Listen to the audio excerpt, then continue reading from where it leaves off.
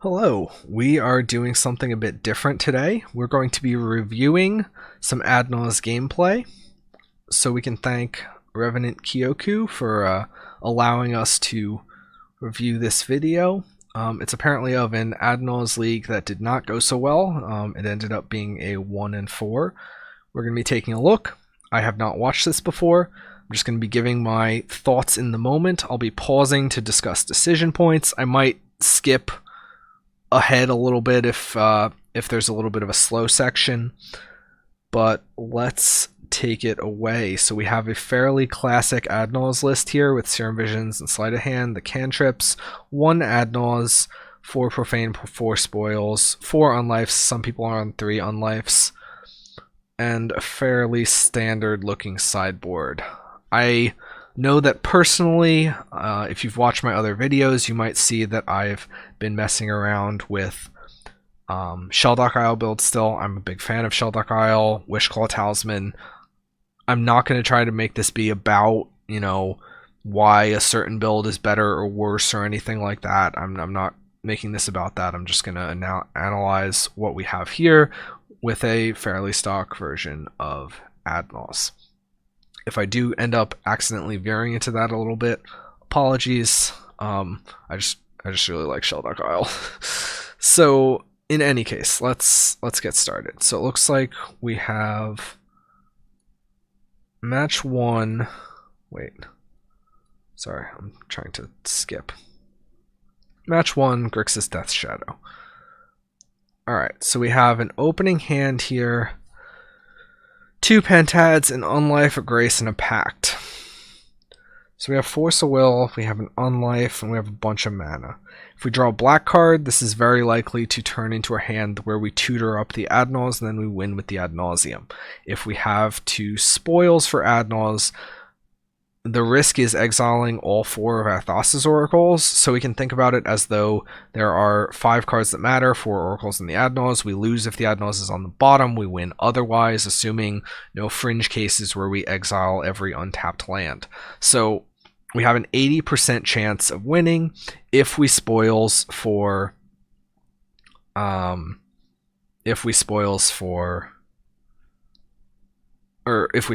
Ad Nauseam. So I'm willing to count Spoils and Profane Tutor and Ad Nauseam itself as hits. So this is 9 hits. We have a couple draw steps. We have cantrips to get us there. I think this hand is defensible as a keep, although it's certainly at the borderline range. I could see an argument for mulling this as well. As someone who tends to maybe keep a lot of hands, and I think I'd be more inclined to keep more hands in the classic cantrip version compared to running a higher tutor density. Well, is that true? Higher tutor density means you're more likely to draw a tutor. Classic cantrip version means that you have more filtering, but it's less reliable filtering. There's arguments either way as to why one should maul more or not. In any case, I think this is kind of borderline. My gut says keep, but I think you can make a pretty strong argument for maul as well. I wouldn't fault someone for mauling necessarily. It's not great, but it's not the worst. All right, so they maul. We have here a hand that is quite good with 2 lands, an Unlife, a Profane, a Spoils, and a Lotus Bloom. This hand is looking to suspend Profane on 2, play Unlife on 3, use Profane to get a Thassa's Oracle, or if we draw a Thassa's Oracle in the meantime, use Profane to get a Pact. So the obvious ship here is to ship Pact of Negation. Sometimes Pact of Negation is important. However, if this is a matchup where Pact of Negation is important, then we can get it with Profane Tutor if we really need it. We kind of get hosed by Teferi, but if this is a Teferi deck, then them's the beats. I know it said it's Shadow, but at this point, as players, we don't know it's Shadow, obviously. Okay, so correct, mauling, Pact. That's good. Let's see what happens. Our opponent leads on Inquisition of Kozilek. They could take the Bloom, try to mana screw us. However, this hand is actually fairly resistant to losing the Bloom, because if you just draw another land, you play an Unlife, and then you only need 3 mana for the rest of the game. So if our opponent takes the Bloom, that's probably a mistake. They should be attacking our combo pieces. You can make an argument for taking Unlife, because Unlife sits on the table and can't really be removed once it's played against, unless this is Jund, but you know, the opponent knows that they're not Jund, so they would be the one making the idea to take Unlife. So if this is like red-black or Grixis or something like that, then taking Unlife is defensible. Taking Profane Tutor is also probably a good idea. But let's see what the opponent takes, since at this point we really can't. Okay, they take Bloom. I think this is pretty incorrect. We've just talked about how this hand doesn't really care about Bloom too much, so I mean, I'd be happy to see that. That's the card I would most like them to take out of this hand. And we draw another Bloom. Okay, so I mean, that's not amazing, but it's not terrible. I'd prefer to just have another land, I think, but this does open possibilities where if they have another discard spell, and they take one of our combo pieces, then we have enough mana to potentially go for Ad Nauseam lines. So it's not the worst. That's an okay draw. Looks like they do have another discard spell. It's a Thoughtseize this time. So again,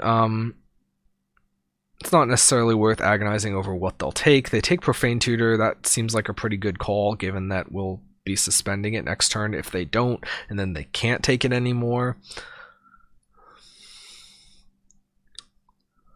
And then let's see what happens. It looks like yet another discard spell. So they have a Thoughtseize. They take Unlife here. I think that's a lot more iffy. Spoils in versions of Ad Nauseam nowadays can't necessarily be used to just go get a combo piece. However, it's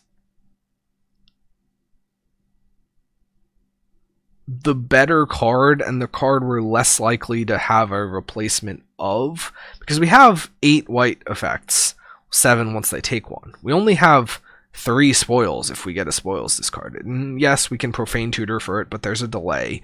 So I think it's a lot harder to find spoils than it is to find Unlife, and so I think it's correct for our opponent to take spoils here. So it looks like they made the right choice on 1 out of their 3 discard spells. Obviously, we don't know what is in the rest of their hand, but that's how it looks to me from this side so far. Pentad Prism, that's not a draw we're too happy about. I mean, it does maybe open up some Ad Nauseam lines potentially, but it's not an amazing pickup.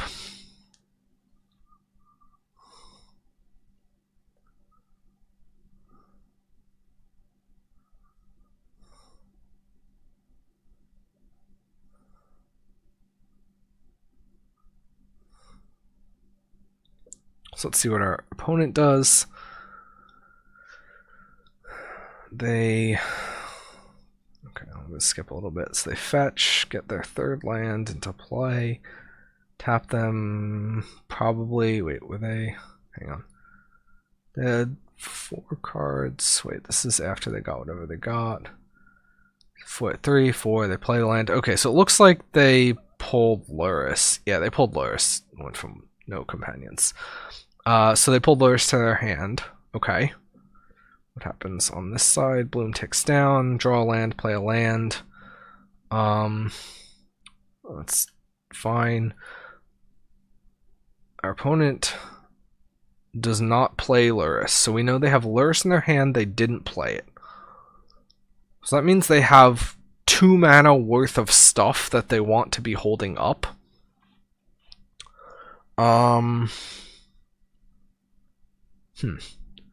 2 mana worth of stuff they want to be holding up. Okay, so maybe they have... I mean, there's no reason to hold up Battle Rage. There's no reason to hold up like a Bolt to stop playing Lurrus. You could play Lurrus and then like shoot the Bolt at end step or something like that. If you had like Lurrus Bolt Stub, you would play Lurrus. If we do something worth stubbing, they would stub it, and then if we don't, then they would bolt. So it's a 2-mana interactive card that they have. It's not removal, otherwise they would have played it, or 2 or more mana. So possibilities include Kolaghan's Command. It could be Kolaghan's Command, or it could be like a counterspell or a Drown in the Loch, right? Some sort of 2-mana counterspell.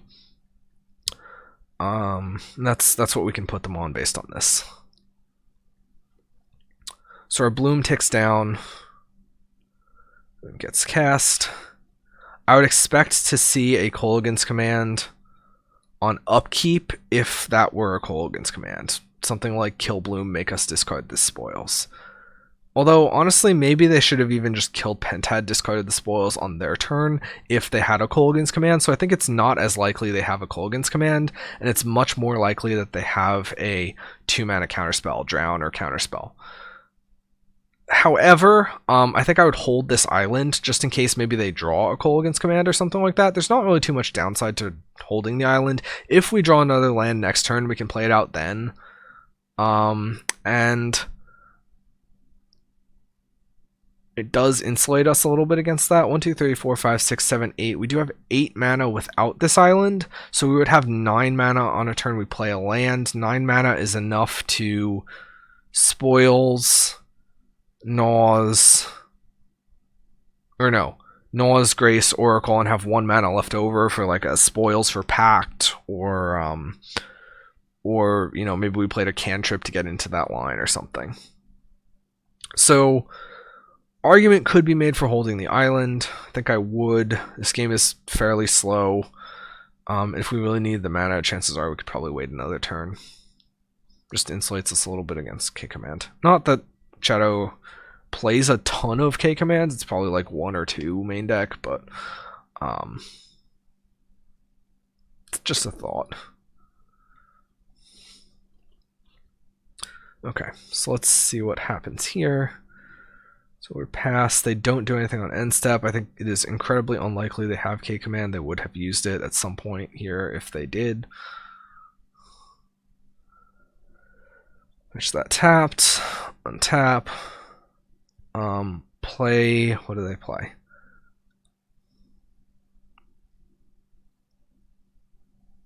What's their upkeep? Okay, so it looks like our opponent played Lurrus and left up 2 mana.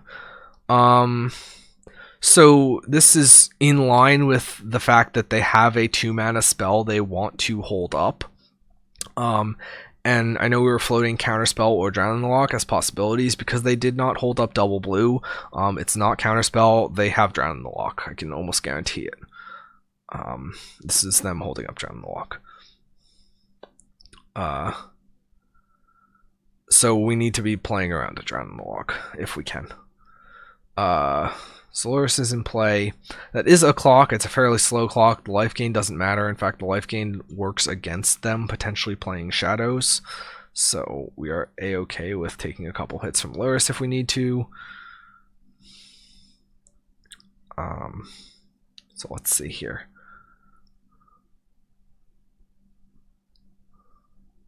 So draw Serum Visions. That's pretty solid. Draw an Ad Nauseam. That's good. It's definitely good.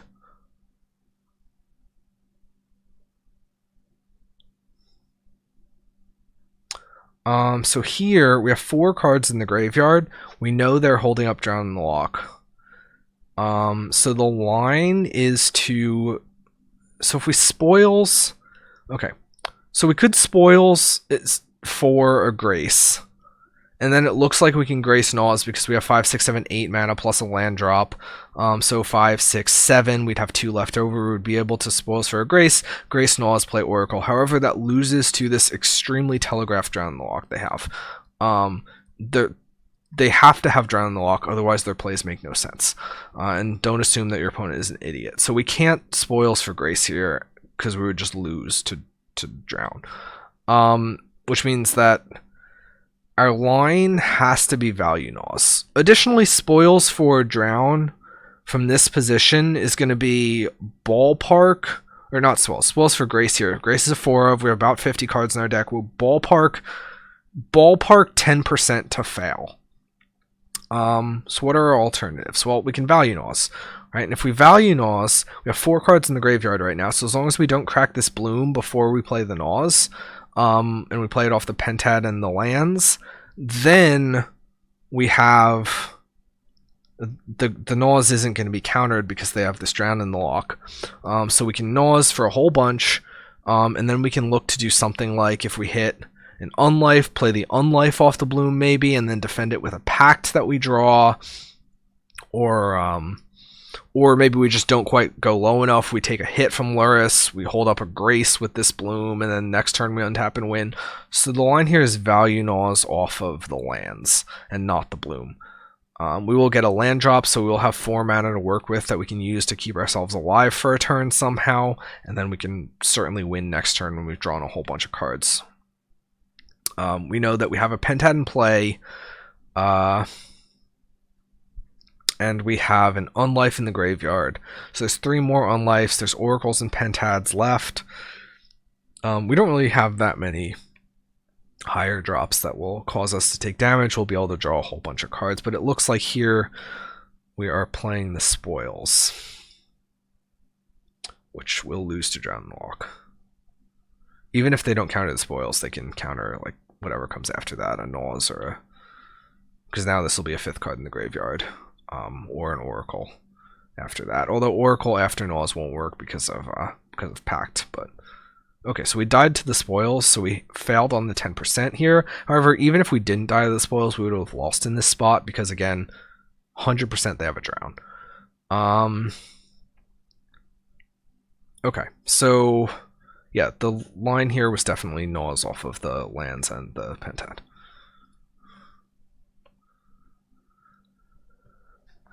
Okay, so let's go on to game 2 and see what happens. Okay, so it's boarding. Boarding, ley lines come in, Veils can come in as well. I don't love ley line in general, but if you have them, you bring them in here. I just feel like it's not reliable enough against Shadow. Sometimes you just don't have it, and it's a terrible top deck. I do kind of like, if we think Shadow is a decent enough chunk of the metagame, I do like 1 Godhead as a Profane Tutor target, because if you just have the Tutor come off, that's like a 1-card lights out versus Shadow, basically. Maybe not as much against the recent versions of Shadow, where they have, like, I guess like Dragon's Rage Channelers and Ragavans and stuff, but it does just still kill all the Shadows, and it means they can't really attack with Dragon's Rage or Ragavan because Godhead just eats it. Not to mention it closes the game in like 2 swings probably because they're going to be a low life total. So could be a thought if there's enough Shadow. I don't necessarily think there is enough Shadow to justify it. I know I played it in my last league, but it was not relevant, didn't come up, didn't bring it in ever. So that's some thoughts. What would I cut for this? We can cut cantrips, as this is a matchup that will have artifact removal. I don't necessarily love leaving some prisms in play, perhaps. And they have command. They might have stuff. They might have they might have like an abrade or something random, who knows. You could cut some prisms, but really I think I would cut some cantrips. You could shave a Pact. Pact is actually not that great versus them. And being able to grab it with Tutor when you need it is maybe all you need. That used to be a fairly old thing of like trimming down to 2 Pacts versus Shadow. And that was in versions that didn't even have Tutor, obviously. So you could also cut a Grace. Grace needs to sit in your hand. Unlife is much better in this matchup since Unlife sits on the field. So you can cut a couple cantrips, a Grace, and a Pact, or something like that. It's rough ideas, but let's see what happens. Grace is a little bit less easy to cut now that we have the Oracle Grace Spoils combo, though. So maybe you don't cut a Grace.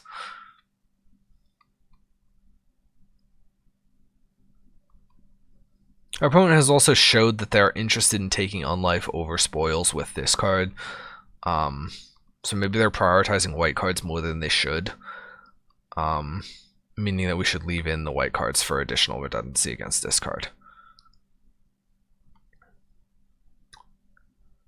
Yeah, okay, Trimming Pacts, I'm good with that. I don't love this Serum Slight split. One of these is better to leave in, so we should make the decision on which one to leave in. I think in this case, Serum, well, I don't like Serum alongside Profane Tutor because we don't necessarily get the digs that we want. But actually, that's kind of an interesting talking point, Serum versus Slight. So if you are playing a cantrip version of this, and we have the choice on like turn 1, if we have a Serum and a Slight, and we have a Bloom, or not, even if we don't have a Bloom, I think it's increasingly more likely that we should play Serum early and Slight later, even though conventional wisdom is that Slight grabs Bloom. The chances of those two cards mattering, I think, are less important than the potential for Serum to get fucked up by Profane Tutor coming off of Spend and forcing a shuffle and messing up your scries. So I think while general wisdom is Slight before Serum, I think we need to reevaluate that heuristic and start thinking about Serum before Slight. Serum on early turns, so we have time to take advantage of the scries, and then Slight later when you can just grab whatever piece you need and then a Profane comes off Suspend. Now, obviously, it depends on the specific context of your hand. You know, maybe you don't have a Profane. Maybe you really need to hit a Bloom, but if you kept a hand really relying on hitting a Bloom with Slight, what are you doing there? Something went wrong. Okay, so anyway, good stuff to board in. Cut some cantrips, cut Pact, that's fine. On the play, Veil's good. On the draw, I'd actually be a little less inclined to keep Veil in, but yeah. So let's skip in. So what does this hand have? This hand has 2 lands, an Unlife, Grace, Spoils, Oracle, and an Ad Nauseam. We're probably never casting Ad Nauseam unless we draw like a ton of artifact mana, but this hand is why I hate Leyline of Sanctity, because you have to keep this hand. But this hand's gonna get wrecked by discard and then lose. You can't mull for Leyline. Nope. This is a... No, I don't love this. Wait, that was a mull to 5? Hang on. Oh, this was the opening hand. Ugh. I mean, okay, so if we hit the land, we're on the play, though. This is not a black land. I have Leyline, but like, play the Leyline. This is a mull to 5. Let's say we miss a land drop and take a couple draw steps to hit a land. What is the upside if we do hit our land? If we do hit our land, we have Profane, then we have Pentad, and we still need to hit another combo piece. Yeah, I don't love this hand. This hand's not great. So then we mull to this 6. Yeah, so I would keep this 6, shipping either the Grace or the Gnaws. The Gnaws is very valuable against discard if we hit like a Pentad or a Bloom or something, but maybe we just never get to play the Gnaws. On the other hand, if we ship the Grace, I mean, shipping the Grace, there's more swinginess potential to beat discard with a potential value Gnaws if we hit the mana for it, versus if we ship the Gnaws, we might just get pulled apart by discard. I think we keep this, we ship the Grace, and we kind of hope we draw artifact mana in the first couple turns. I don't love it, but... And we also need to hit a white land for Unlife. It's not good, but I think it's better than going to 5 against the discard deck. This is not looking great, though. This is as a 5. Okay, we put back a ley line and a land. We have 2 lands, a Spoils of Grace, and a ley line. We need to top deck 2 lands and an Oracle. It's kind of a big ask, especially given that we cut so many of our cantrips. Maybe we draw a Profane and get there, though. This is about as good as we could expect from a 5. I think I would have kept the 6, but either way. Shipping... Yeah, I'm good with shipping City there as the land. Chances that we need the green are very low. There's only 2 Veils in the deck, and maybe the points of damage matter more. Not that we have anything to play yet. Sleely on Ragavan. Bauble. Sure. Let's see. Draw a land. We do need land, so we'll take that. I'm just gonna... So they exiled an Unlife. That's kind of unfortunate. That would have been a decent pickup. Croxa here. Ugh.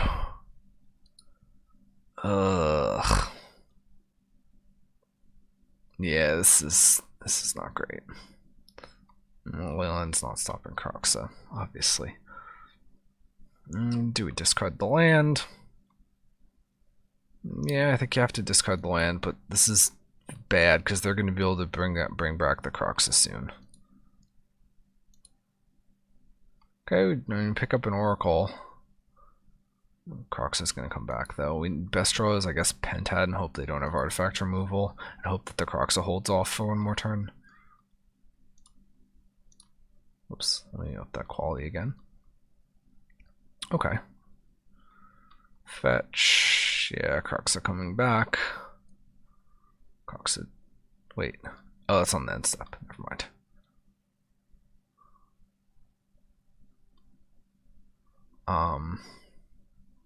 So here, oh, we drew a land and we played it. We know 1 Unlife's gone. Let's see what they attack. What are they going to exile? So the play here when they bring back this Crox is going to be to discard Grace. And then we basically have to hope to rip in Unlife. We could also even think about Spoils for Unlife, even though the odds aren't great. No, but then we need to draw second Spoils. No, it's just, I think the odds of naturally drawing... Yeah, so we have 3 Unlifes, 3 more Spoils, so it's like... There's kind of no point to Spoiling for Unlife because we either need to hit a 3 of or we need to hit a 3 of. With increased Spoils risk. Alright, so Croxa comes back. We have to discard Grace here. Okay, they scooped. Take the chance that you draw the Unlife, because if you draw the Unlife there, you're actually in a pretty good spot. But I know it's not great, but it's still 3 in like probably 40 something, 45ish, 1 in 15. I'd at least look at the card. Okay, so we've got another Luris deck. Did it say which one this was? Well, I guess I don't know yet. This hand is quite good. I mean, is it quite good? It's okay. We have 1 combo piece and a serum. We're kind of hinging a lot on this serum doing something. We do have a lot of mana. So if we find a white card, we have the potential for a Spoils for Null's Line. We do have a Pact here to back things up as well. I mean, this is a keep. It's definitely a keep. I'd say it's about average as far as hands go.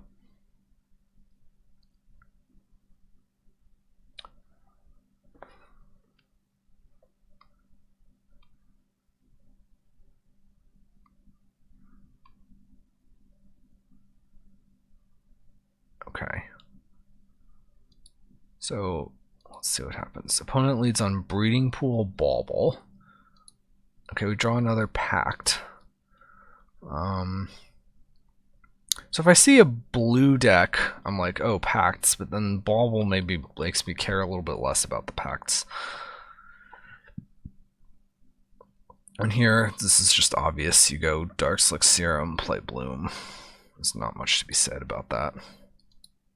I want to look at the serum choice though. Okay, we drew a serum, Profane Tutor, Oracle. Okay, we want both of those. We'll top Profane Tutor above Oracle, suspend the Profane Tutor next turn, and then we will have everything we need on turn 4. turn 3 we play Pentad. So top, perfect. Suspend Bloom, good.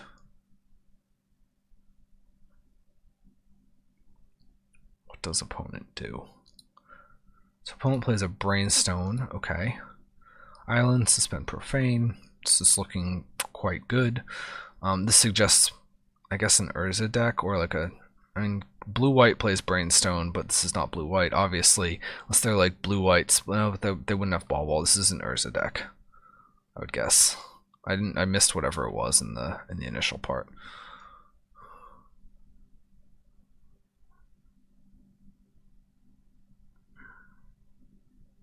Okay, draw the Oracle. Okay, Pentad, yeah. So we play Pentad here. Looked like for a second we were playing Serum. With the Pentad in play, we need to think about if we want to burn a counter to Serum. Next turn, the Bloom and the Profane will be coming off Suspend. So we'd have 3 mana from the Bloom. We would have 1 from the Pentad. We would have 1 from the Darkslick. So the Darkslick provides for spoils. The 1 Pentad mana will provide for Grace that we get with the Profane.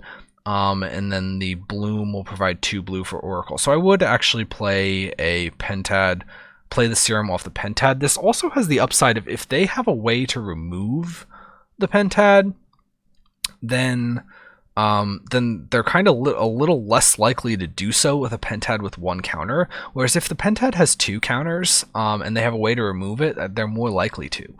And we kind of need this Pentad, otherwise we won't have the right colors of mana.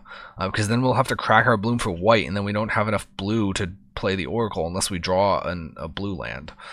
So I do like burning a Pentad counter to Serum here. Maybe we also find the Grace naturally, and then we can like spoils for 3rd Pact to be ultra defended.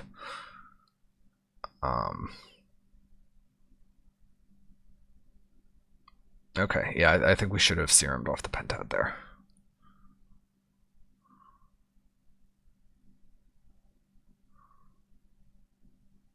Let's see what happens. Hollowed Fountain. So this is, I don't know what's happening here. This is weird. Okay, so we... it is worth noting when I'm talking about seruming off the Pentad, yes, I know that the Profane Tutor is going to come off Suspend and mess with the Scries. However, just taking the extra draw is what I mean by find something. So... yeah, and also I think the most important part of that is not actually the draw, it's disincentivizing the removal of this Pentad. When the Serum is basically a dead card in our hand.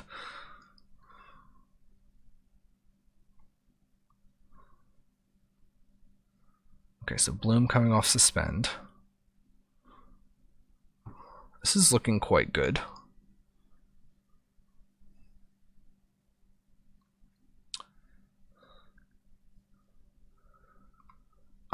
So now we have the thought about whether it's worth playing this Serum before we combo or not. Let's see what we draw for our turn. I'll talk about that in a second. So Bloom's kind of useless. I would not actually suspend this here. There's no reason to. We're going to try to combo this turn, and it just gives them information that this is a dead card in our hand.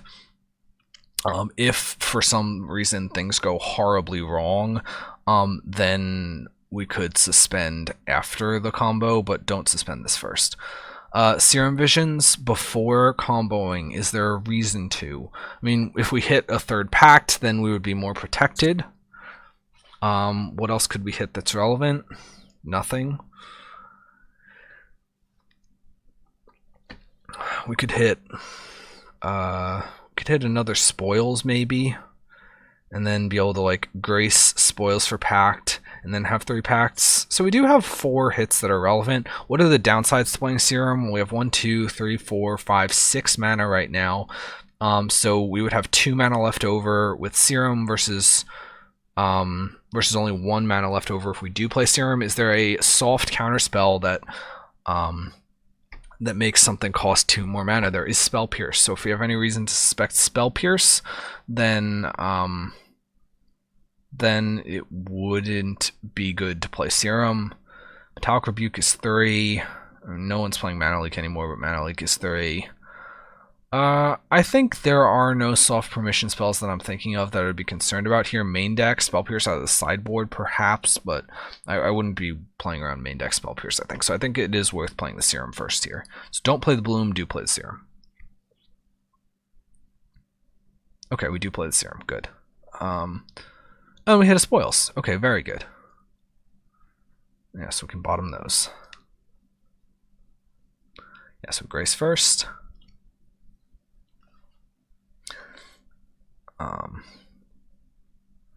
Yeah, we can sequence it like this with the Oracle. So we can go get the Pact whenever we need to. We stack a Pact.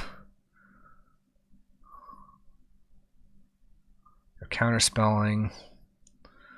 Yeah, we can do that. Okay, and then they scoop. Good. Nice, easy. Nice, easy game 1. That was a good hand. So, game 2, I didn't see what we boarded. What did we board? Thoughtseize, Spell Pierce, Valve Summer, all standard. In a slower matchup like this, we can cut some artifact mana. I don't know if I would cut 2 on lives, maybe 1. I mean, you could cut 2. It's not the worst. We can cut some cantrips potentially. If we think they're a Teferi deck, and I kind of think they might be, I'd actually be inclined to cut a couple Blooms. Yeah, I would cut a little bit of the artifact mana before I cut this much cantrips or pacts, or even on lives. I mean, but and 1 on life I think is maybe the first cut, but the second one should come after some of the mana maybe. Bloom is also not that important because we can just get to 4 lands naturally or something like that. Okay, in any case though, this hand it's okay. I mean, Profane Tutor, we kind of get hosed by Teferi. We'll always get hosed by Teferi. There are lands, there's a Pentad, there's an Unlife. This is looking like a Gnaws hand where like we get the Unlife, play Profane on 2, Unlife on 3, Pentad on 4, and then like on 5 end step of Gnaws and then win or something like that. Depends on what other cards we draw. Maybe we pick up Spoils and then instead we're going for an Oracle kill. This is a slower deck though, so I don't mind that this hand is a little bit slower. We could get blown out, but this is a keep. It's definitely a keep.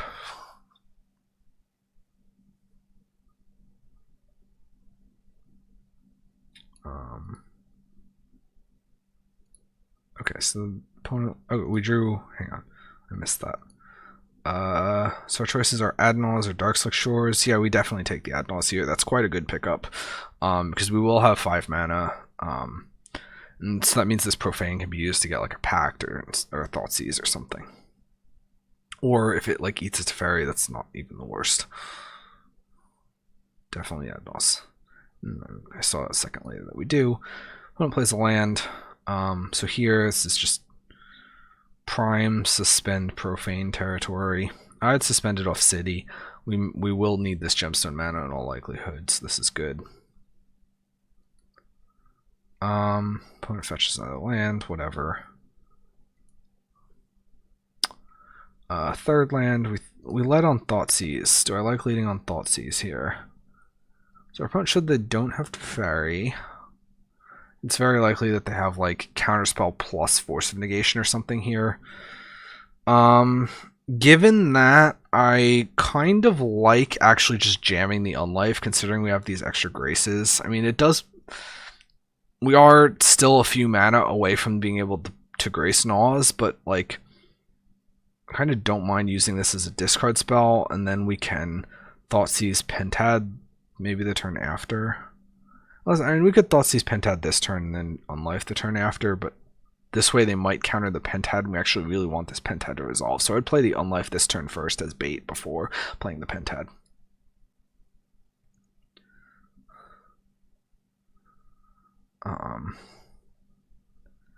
They counter. Oh, they draw 2 cards. Okay, that's fine. Their hand is terrible. What is that? I can't quite see what that card is. It's a Mishra's Bubble and Opt. Oh, it's Bring to Light. So this is Bring to Light Scape Shift. I guess makes sense. So, do we even care about that Bring to Light? I guess they can get like a hate card, but still 2 turns away. If we played the On Life there and took the Opt, they get 1 draw step, 2 if they play their baubles. They have 2 draws to find an interaction for Gnaws, otherwise we Gnaws. This is where I would like to be able to Gnaws into a Pact. This is why I think I would have left more Pacts in. If we Gnaws into a Pact there, we don't need to take the Bring to Life, because then we can just counter the Bring to Life, or Bring to Light with the Pact after a value Gnaws. This gives them a lot more looks at interaction piece. Yeah, I think the play maybe is take Opt. Take Opt, Pentad. Oh, but we could hit land and other interaction piece like Spell Pierce or Thoughtseize. Yeah, so it's land, or it's take Opt, Pentad. With Bauble, they have 2 draws to hit interaction versus 4 looks in interaction with Opt. And then next turn we're just going to untap and value Gnaws. And if they have interaction, then so be it, they got us. But it decreases their looks, and then once we value Gnaws, then we can find interaction to stop their Bring to Light. It's good that we do get to resolve Pentad here, but...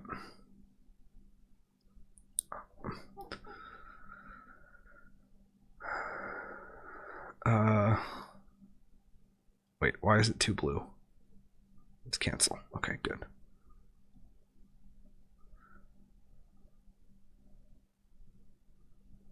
Alright, Pentad's in play.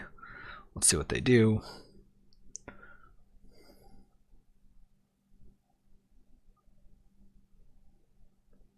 Bauble. Yeah, we expect this. Immediate crack, yes. They're digging for interaction. They need to find it. Land, sure. This is post board, so Bring to Light is probably going to hit some horrendous hate card if it resolves, so we need to make sure it does not resolve.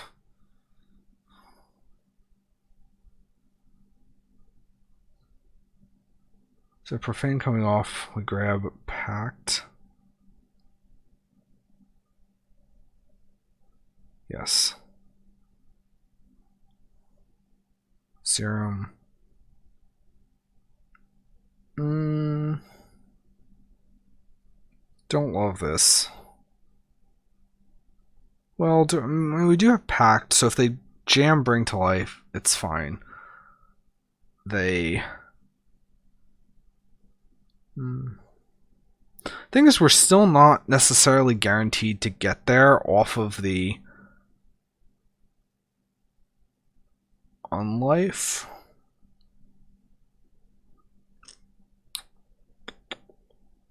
Because we're 2 lands away. So we don't actually get to Gnaws next turn. I would like to be killing them next turn. So I don't like this at all. I think I like either immediate value Gnaws or end step value Gnaws.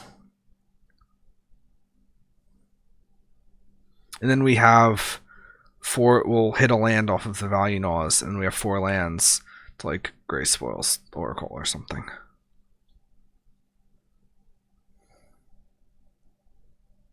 Five lands if we Gnaws now.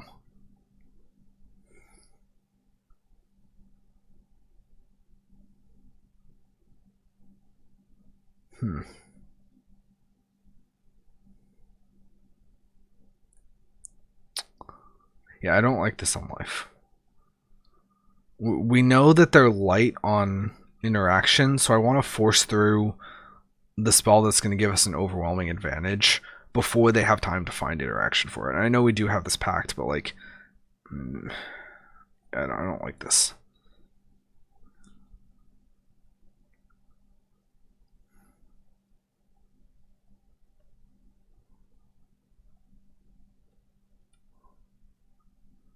The counter, counter. Yeah, I don't like that either. Okay, so they hit 2 interactions, which is kind of insane. However, note that Mystical Dispute wouldn't have been able to hit. And also, if they Gnaws, they counter. No, we still got there.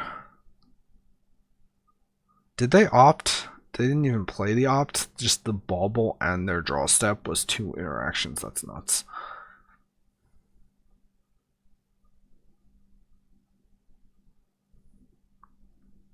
It's worth noting that going back to the decision to take the Bring to Light, if we leave them with the Bring to Light, knowing that our Profane Tutor is going to come off and grab Pact, I mean, it kind of incentivizes them to tap low to play the Bring to Light at some point, at which point we can Pact it, Gnaws, and then untap and win. So I don't like playing this on life. I don't like taking the Bring to Light. Even though they didn't use the opt to find interaction, they just had the nuts as far as interaction goes. However, this being said, they burned 2 interactions on something that doesn't really matter. I wouldn't have defended the Unlife with a Pact, but sure. Profane Tutor here. I think this is slow enough as far as matchups go. Wait, did we keep the land and bottom of Profane Tutor? I don't like that either. Bottom Profane Tutor? Keep land? No. No. I don't like that at all. I think this is slow enough that you definitely bottom the land, and I think you could make a case. I mean, we will lose 2 of these. No, but if we resolve this value Gnaws, then we're going to be able to hit another land. Yeah, I don't like keeping the land at all. And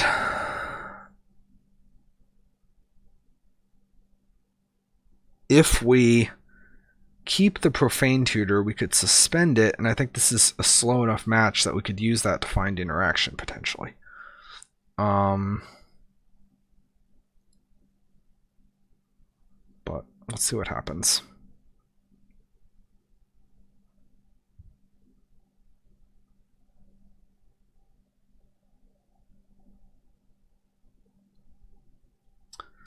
Okay, so they play another land. I think we still know that they have 2 lands. 2 lands and opt.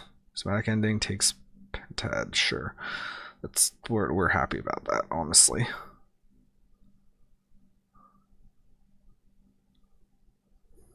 What did they do with the other card? Did they get a companion or something? The other 3? I'm not sure. Oh yeah, they got Luris. Okay. I'm gonna tap land. I guess.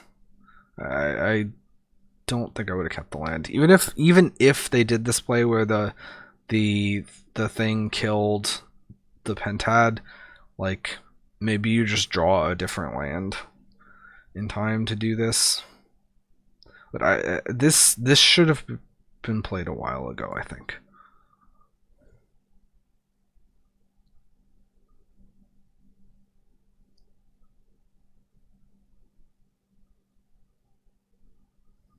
Or been set up to, and maybe things would have derailed. Not that like it necessarily should have been cast in the spots that happened in this game, but I think the plan should have resolved more around setting up a value Gnaws when they were light on interaction. Now they're drawing 2 cards a turn. A lot of looks, so I would expect them to have another interaction piece at this point, and things are looking to spiral out of control a little bit. Yeah, this is gonna probably get what's it called? Unmordigo or something like that. Cast with 3 colors. Yeah, this is Unmordigo, I bet. Well, what is that? Is that Valky? Oh, sure. I mean, that's not really as scary as it could have been.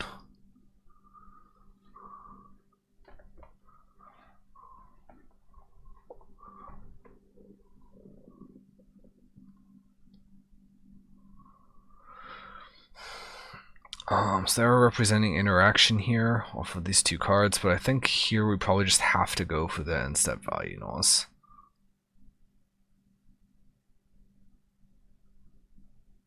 Oh no, they have the counterspell. We can't go for the value noise. This is bad. This is all bad. Yeah, alright, this game's going downhill. Spell Pierce. I need to like hurry up because I'm taking kind of forever on this. Okay, so that game, I think the plan should have resolved more around limiting what cards they could get, knowing that we had another answer for Bring to Light lined up if we even needed to, and then trying to force through the earlier Naws. I don't necessarily know that it would have worked in this case because they did have the just in 2 draws find 2 pieces of interaction. That being said, maybe we could have baited them into casting the Bring to Light when we had the answer, and then responding with Naws Pact when their interaction was down. So that they're very incentivized to just cast that, or maybe wait till they had 6 lands and then cast it with like Dispute backup. But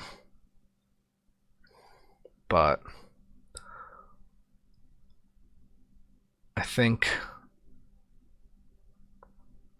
yeah, focusing more on value Naws. I think that's the plan. Set that up, take the opt, let them cast the Bring to Light when you have the answer lined up, and then try to value Naws in response, or value Naws on the end step when they tap lower, or something like that.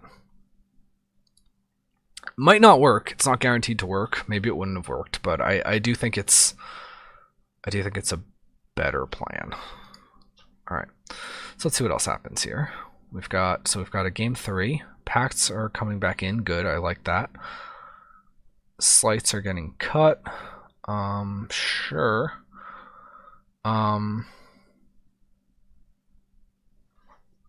thing to note with the cantrip shells is like when we are relying on cantrips, but then we always cut the cantrips, it's kind of like, why are we playing the cantrips in the first place, in my opinion. Again, I don't want to nitpick different versions, but that's just part of my take on it.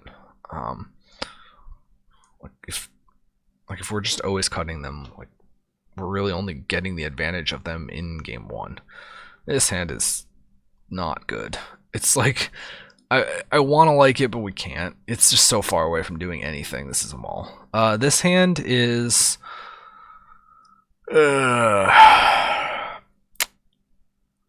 we keep it. We ship the Veil.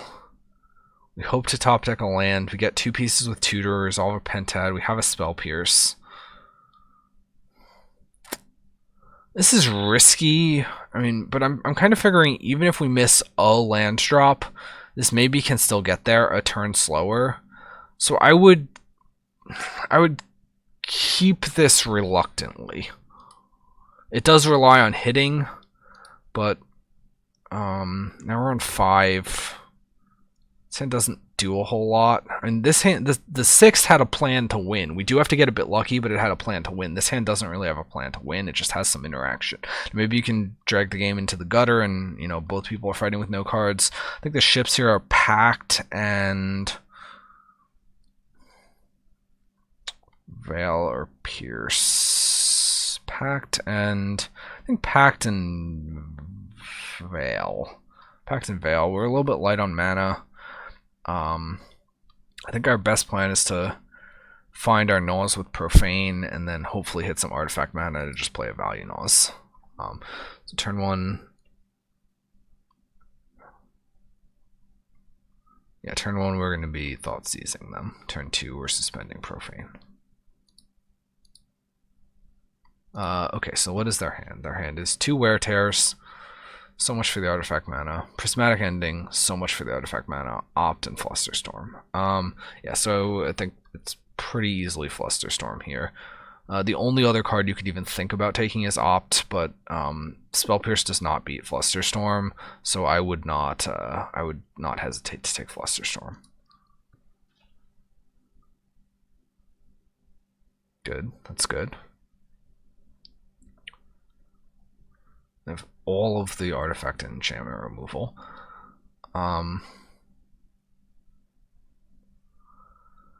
So we just need to hit lands. Yeah, so we suspend our profane. That's good. End step, they're going to opt.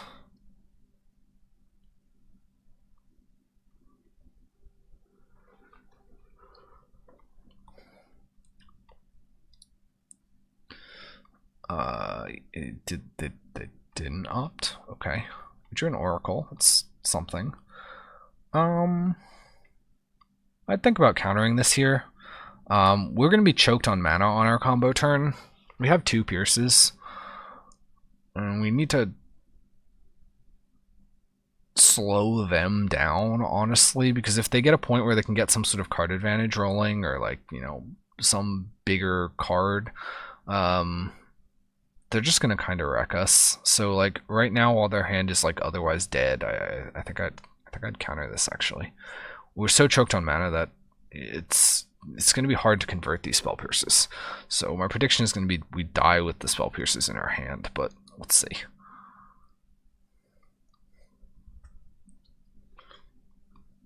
Again, that's not like a usual play you would make, but I think the situation here calls for it. It's Profane Tutor. It's like usually kind of bad, but you know. Let's see. So they have Counterspell. This is a Snap Spell Pierce.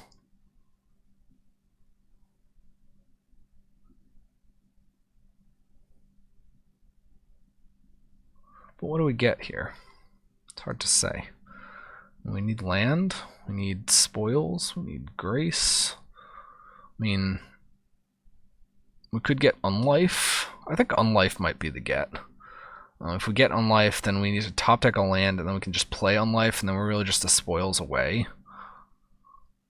Alternately, we could get the spoils because it's less likely we find a spoils, it's more likely we find a white card. Value Naws is off the table.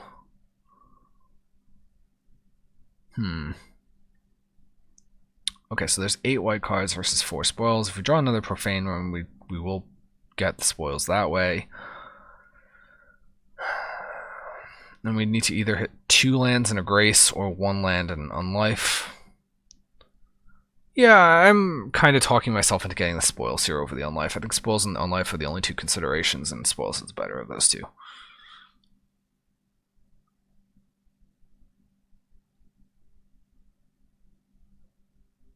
No, I don't like getting a land. We need to draw the lands. The lands are the things we're most likely to draw, and we just don't have a hope of comboing otherwise.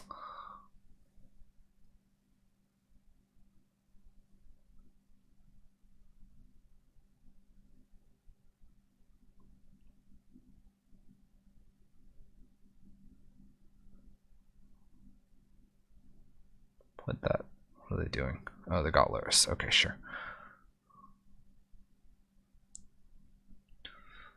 Veil of Summer. I mean, see, here's the thing. We drew a land, but we don't. No, I don't like this either. We're throwing away a combo piece for no reason. We needed to keep that in our hand, and now we just have no combo pieces. Like, in theory, it digs us to a combo piece, but what are we trying to find here? Like Noah's maybe, but it's a one of. If you take a couple looks back, if we got the spoils, we would have drawn the 2 lands. We currently have Oracle and Spoils in our hand, 4 lands in play, and then we're just looking to top deck a white card, and we'd have 2 interaction pieces. We'd be in a good position. Instead, we have 5 lands in play, no combo pieces in hand. This is a much worse position.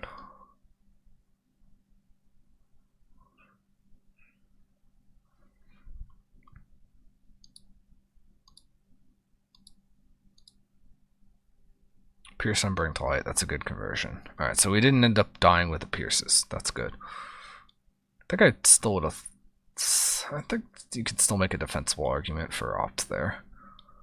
I don't like veiling now. I think I'd like to see what they're going to get. Yeah. This is what happened with the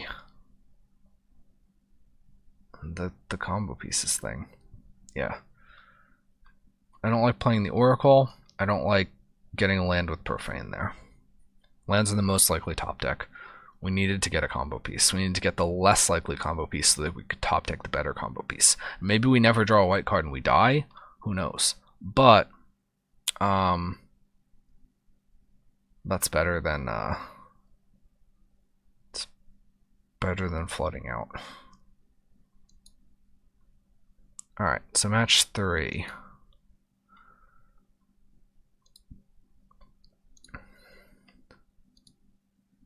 Okay, so match 3 is this. So we've got 3 lands, an Unlife, a Grace, a Pact, and a Serum. It's a fine hand. We keep this hand, but I don't love it. We only have 1 combo piece. We're kind of leaning a lot on this Serum.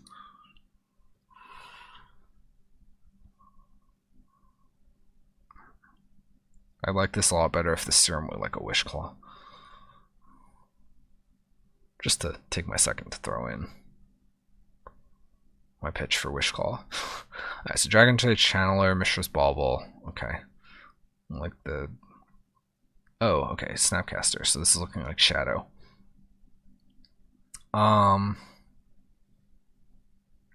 So we have Bauble. Draw a land, not great. This is just easy Seachrome Serum. We don't want either of those. We have way too much mana.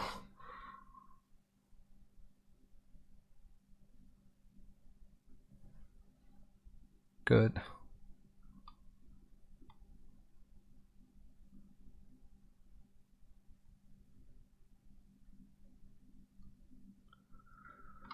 Let's see what they do.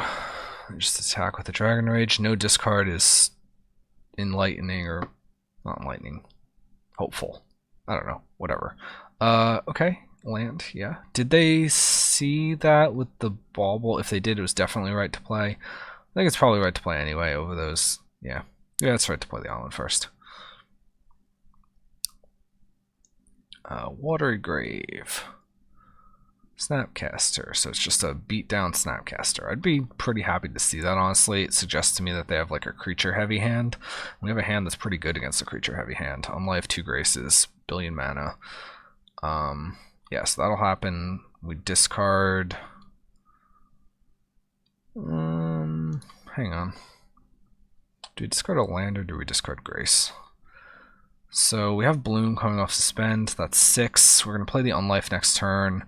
So 6 mana with a Pact, with an Unlife.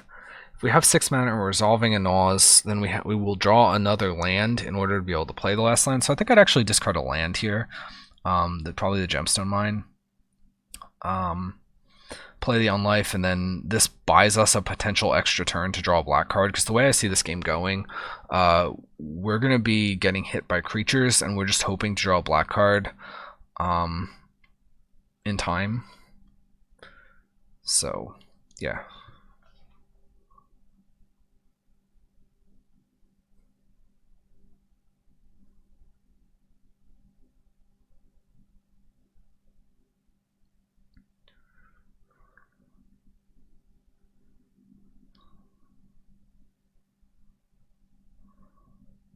Okay, so Bloom is coming off next turn.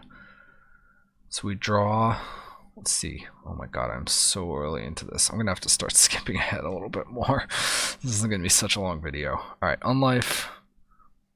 Yeah, this is good. This is all good. So Unlife is in play, that's great. They're attacking. We have a choice of land or land. That's bad. We don't like that.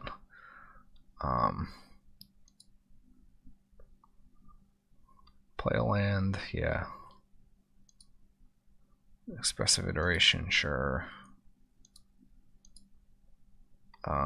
What did we pact? Did we pact Colgan's Command? Hang on. Let's see what happens here.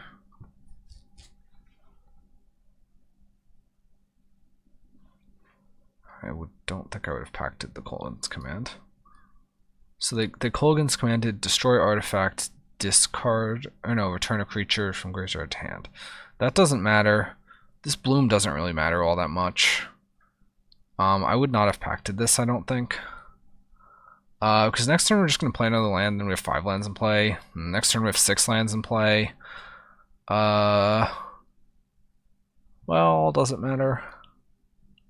They swing, so they swing for, is this their main? Yeah, this is their main. So they'll swing 5, put us to 7. They can't play this Dragon's Rage this turn unless they made a land drop. I don't know if they made a land drop this turn yet or not. Oh, it's turn 5, so they did. So they can't play this Dragon's Rage this turn, which means unless they have like Bolt or something, they can't kill us next turn.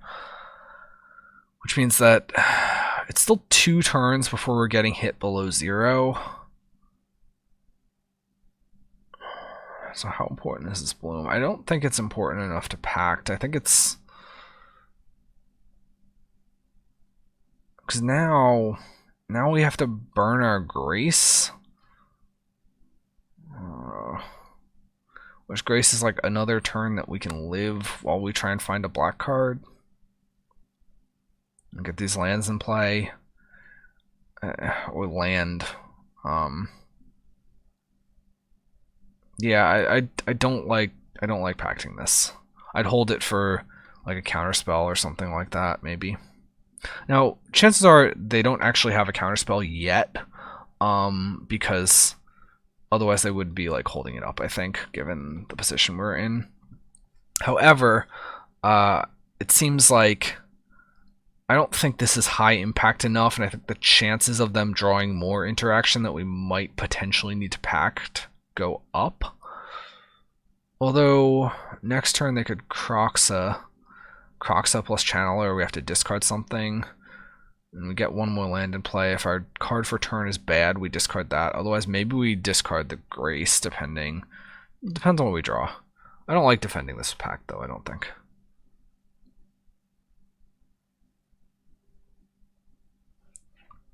I don't think the bloom's important enough, and now we're burning a Grace. So we're essentially getting rid of 2 cards in order to keep this bloom around, and to not have the Dragon's Rage in play. But the Dragon's Rage doesn't really matter, and the bloom is, I think, not worth Grace and Pact. This is Time Walk, and this is beat your counterspell that you find. Okay, so we drew let me see what happened here. So we drew a spoils.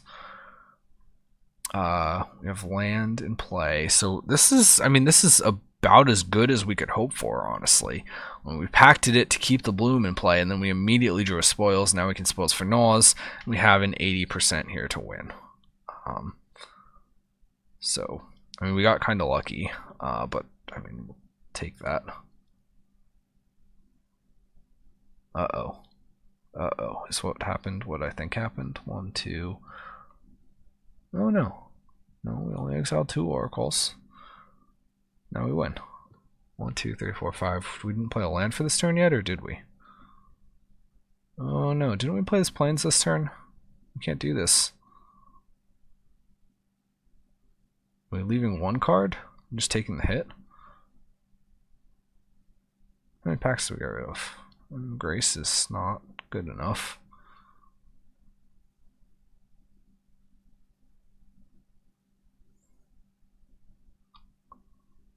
Okay, I mean, this is right to do now versus waiting for them to untap, like getting this in while we can, even though we can't win this turn.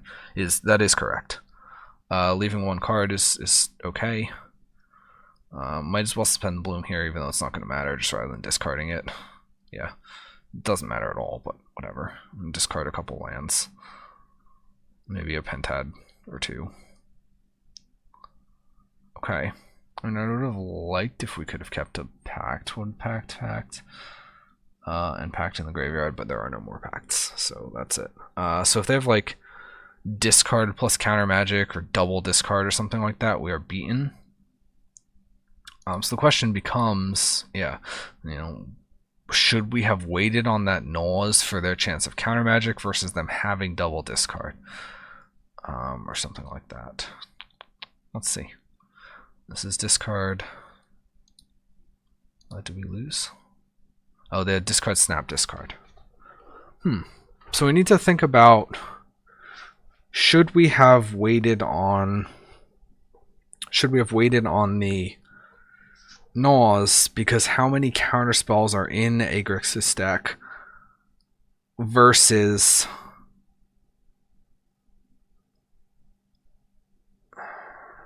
I guess if it's Thoughtseize, then we're forced to Nose in response.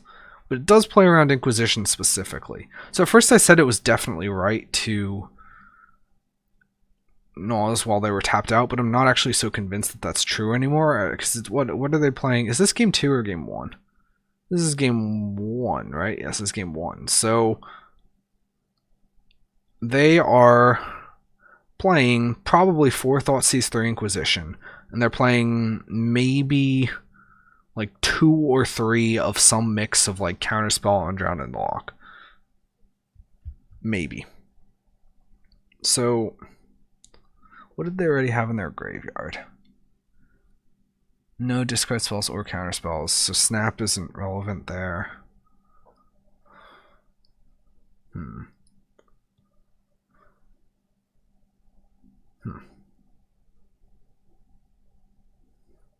So it's about the same chances. Counterspell versus discard spell. And since we beat single discard spell, but we wouldn't beat single counterspell.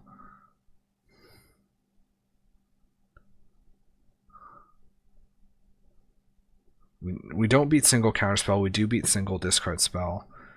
So it is better to play the Nose while they're tapped out. It just so happens here it lined up very poorly. Because it's not that we beat single, so we beat specifically Inquisition by waiting. They could have 4 Thoughtseizes though, versus only like 3-ish counterspells, so they're a little bit more likely to have 1 discard spell, but they're, I think, less likely to have 2 discard spells than they are. No, but Inquisition is opened up. Hang on. So that means they have 7 discard spells plus 1 snap left, because they're probably on 2 snap. So that is 8 cards. Let's hypergeometric it. So they have 37 cards. Or let's say 37. They have 4 cards in their hands. So they had 41 cards as the population. Sample size is 4. We need 2. Or no, there's 8 cards that matter, and there are 2 and we need 2 successes. So probability of at least 2 discard spells is about 16%. Probability of 1 counterspell, let's say 3 counterspells. What's the probability that they have at least 1? About 27%.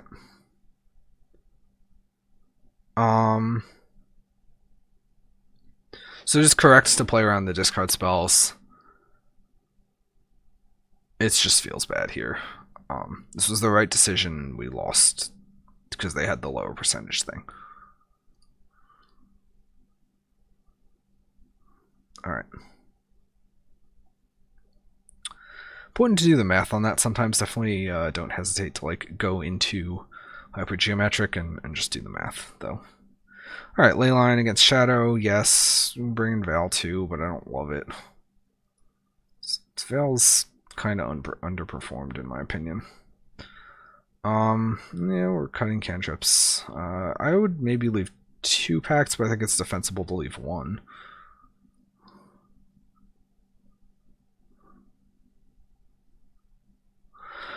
Alright, this hand is good. This hand is very good.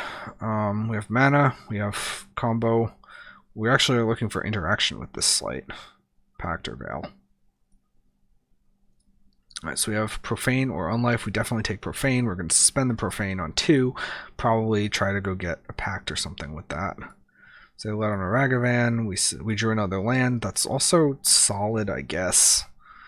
Actually, yeah, that's actually kind of important because we're going to need 2 blacks for the 2 spoils, a white for the Grace, and then 2 blue. So now we have like black off Darkslick City, white off Seachrome, 2 blue, or we have like black off Bloom, 2 blue off Darkslick City, and then white off Seachrome. So this actually was a pretty important land to pick up. I mean, they could come out with discard spells here and rip us apart, but I kind of like our position so far, because even if they have 1 discard spell, we beat that. It's just like we could get ripped apart. Let's see. So they have Expressive Iteration, Inquisition. That's fine. Probably they take, yeah, they're gonna take Grace because it's the redundant piece. Oh, and then Chalice for Bloom. I mean, this is still okay. We can fight our way out of this. If they were going to Chalice on 0, well, I'm thinking about if they should have taken the spoils instead. Because we have 7 top decks at a white card versus we have 4 top decks at Oracle. So I think they should have taken spoils over Grace, even though conventional wisdom says take the different card. In this case, it's more likely we draw a white card than we draw an Oracle. So even though it looks bad to leave us with 2 combo pieces, they kind of left us with 2 combo pieces. So this Inquisition was a mistake. We draw the white card. Perfect. If they left us with Grace, now we'd have 2 white cards and the spoils, and we'd be sad. Instead, we're happy. I mean, assuming we don't get discarded again, but let's see.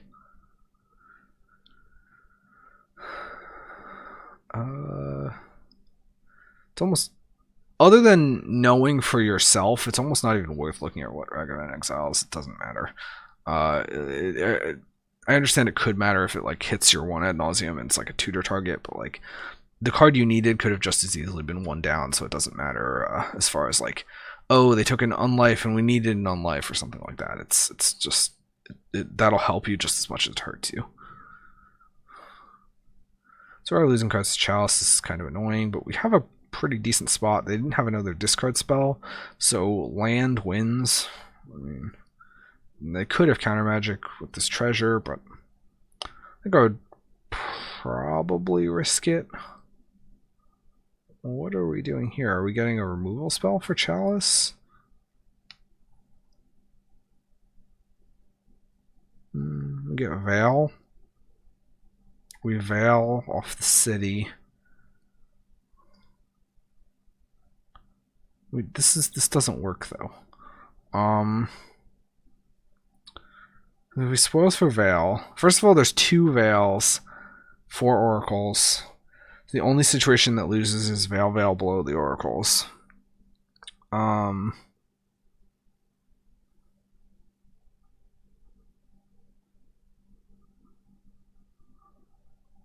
So if it's Veil below the Oracles, then we lose, whatever. That's fine. That's less than the 80% of Nulls below the Oracles.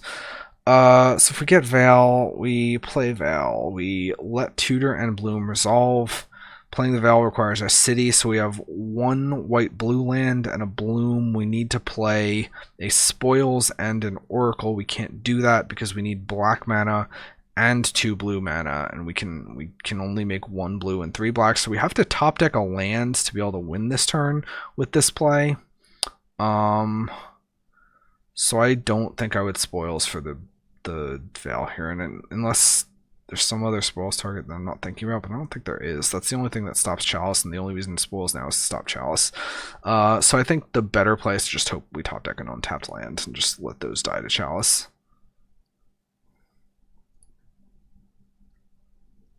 It looks cute, but you're in the exact same spot of needing to top deck a land. So it doesn't really save you anything.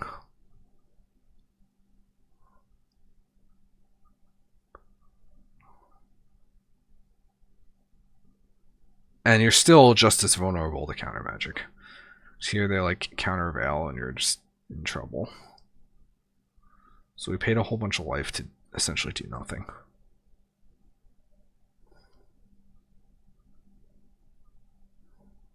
Yeah, now we're really blown out by counter magic. I mean, we would have been blown out if we like went for it.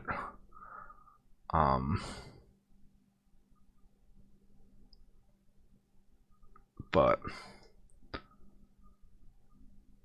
I don't love this whole line because we're just in the same spot as if we kept the spoils.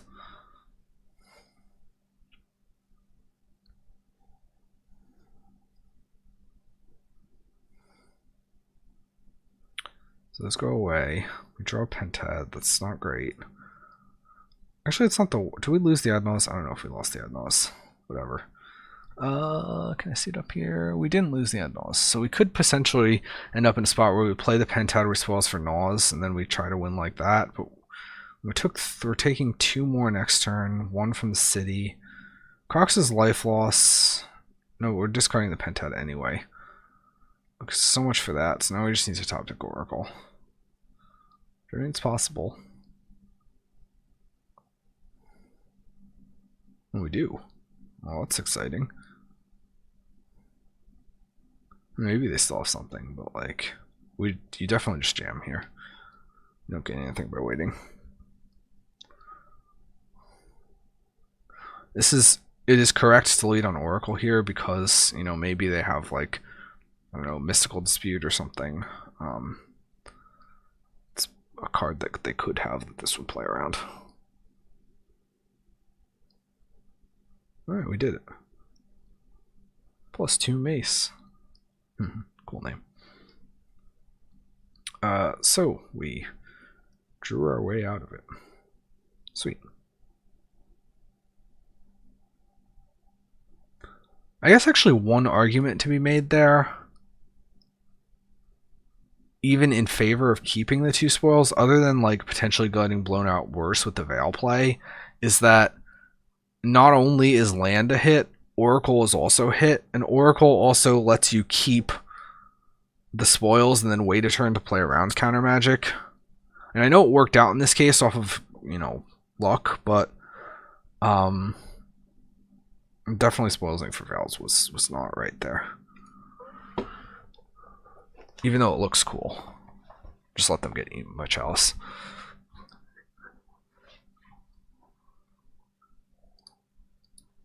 Okay, so we have a Leyline, we have a Veil, we have a Gemstone, a Bloom. This hand is pretty good. I'm decently happy with this. So opponent plays a Chalice on 0. Given that we saw Chalice 0 last time and like the propensity for blooms to get blown up by K commands, I think I would trim some of the trim some of the blooms sideboarding. I didn't look at the sideboarding, but anyway, just a thought. This is why Leyline, I hate Leyline. We draw a dead card. Sometimes it's a necessary evil, but I will complain about it all the time.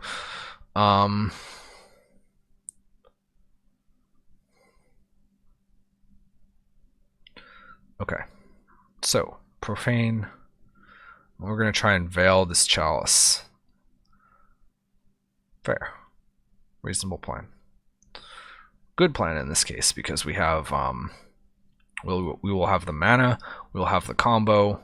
Problem is going to be if this Veil gets like countered, but I don't know what we can do about that. Well, then hope it doesn't happen. I mean, maybe we draw like another spoils or something and we can like.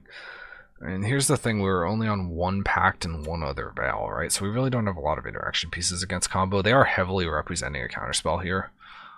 I just have visions of this Veil getting drowned and then losing both of our tutors into it. But that's where we're at.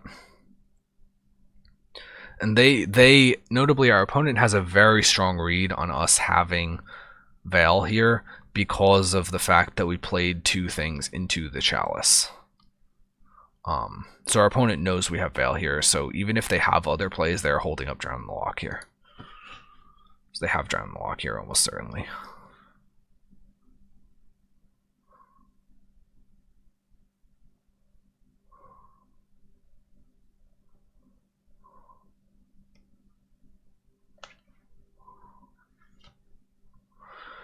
The question is, what should our line be knowing that they have Drown in the Loch? I mean, we have to play the Veil, and at the time we suspended these, we didn't necessarily know that they have Drown in the Loch. Well, did they hold 2 up doing nothing?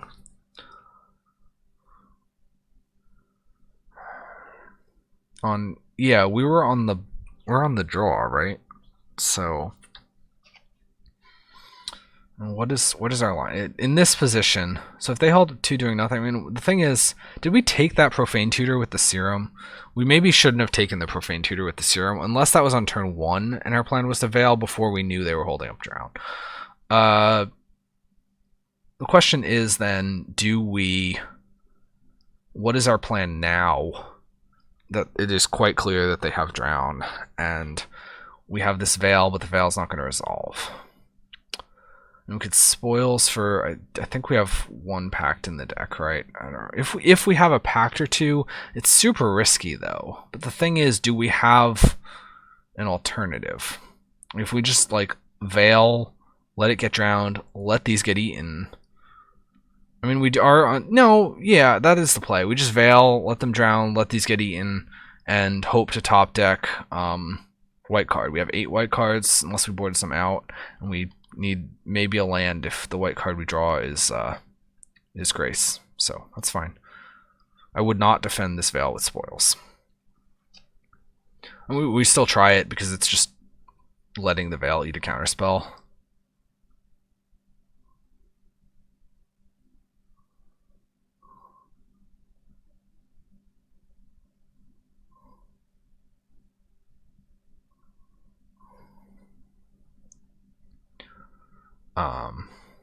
Yeah, John Walk. We expected that.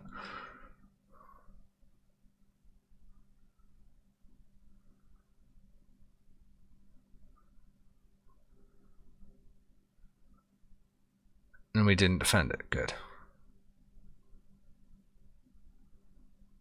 I don't know if their packs in their deck even try to defend it, but still. And that's why Leyline is terrible. I hate Leyline. Hate it, hate it, hate it. Necessary evil sometimes, but like, it's so bad. Looks like we're taking a screenshot, discarding that to Croxa, sure. Inquisitioning themselves. They have 2 cold against commands and a bolt. They're trying to unearth this Croxa. Okay, fine. Draw an Oracle. We can't play the Oracle yet. We discard the other Leyline here, definitely. Pact of Negate. Wait, what? Why are we conceding? If we draw an Unlife, we win. Well, Unlife and land. Or land and Grace or something like that. I mean, they attack, like, we discard the Oracle. Or the Pact. We discard Pact, really, because it's going to get countered. They have nothing going on. We should take a couple more draw steps at this. We're not out of this yet. It's a 3-turn clock. Or 2-turn clock. Whatever. No, we should have taken more draw steps on that. Okay, so it says you are prowess, but we don't know that yet. This hand is quite good. We have turn 1 Slight, turn 2 Pentad, turn 3 maybe win if we hit a Grace, or we're setting up a turn 4 win with like Spoils. This will be a little bit less good against prowess because we're not going to be able to Spoils for a white card because our life total is going to be low, but we don't know that yet, obviously. We expect at this point to maybe be able to Spoils for a white card. Draw another Spoils. It's not great. Turn 1 Slight. We see a land. Are we taking the land here? We saw Bauble Serum, so we can put them on prowess at this point. What does the land do for us? Not a lot, really. Clearwater, Prism. Oh wait, this is a Slight. We have to take a land. I was thinking this was a Serum Scry. Yeah, then you definitely take the Hexclick. Yes.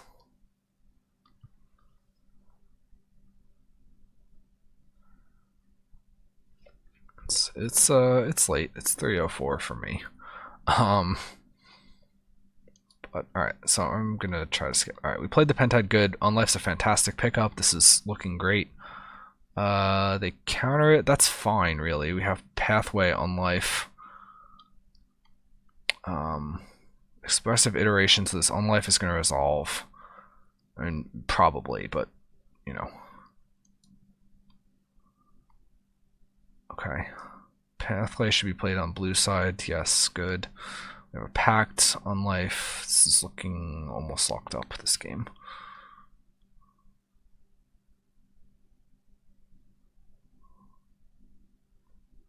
What do they got? A Force.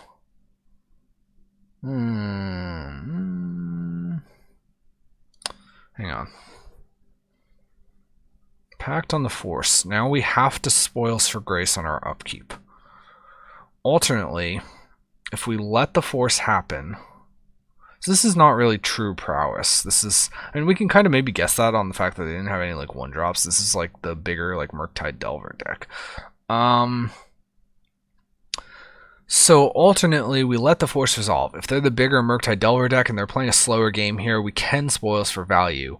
Meaning I am liking hold the Pact, let them force the Unlife, pass the turn, see what we draw, on their end step, like Spoils for Grace, or if we drew a land, we could even Spoils for Unlife there.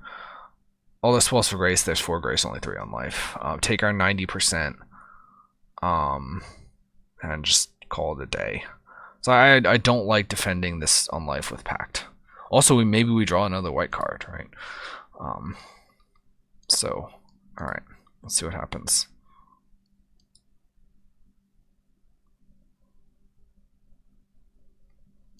So we Spoils for Pact. There's only a couple cards down.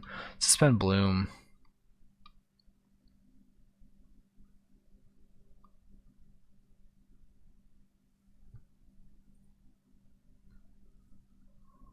Bolt, sure.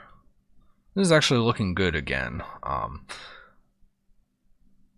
Although, see the thing, I mean, we can Spoils for another Pact, and then we have Oracle Spoils Pact.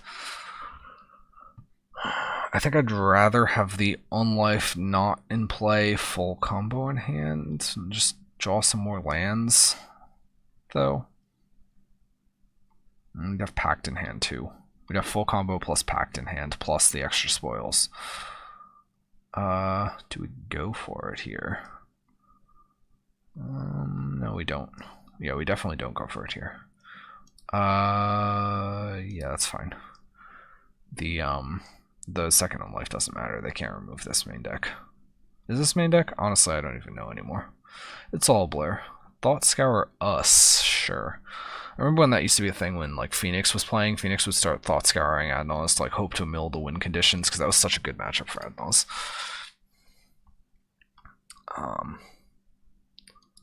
Okay, so they've played some creatures. Our Bloom is coming off Suspend. This is looking locked up. Yes, we Oracle. We Spoils. Yep. Easy. Easy, easy, easy. Okay. Yeah, so I don't love defending the Unlife. It worked out in this case, but I think it's probably higher percentage to just let the Unlife get eaten. Okay, we are on the draw. I would keep this on the draw. We have 2 draw steps to hit a land. This turn 3 is if we do. Even if we miss a land drop, this is still fine. This is a keep.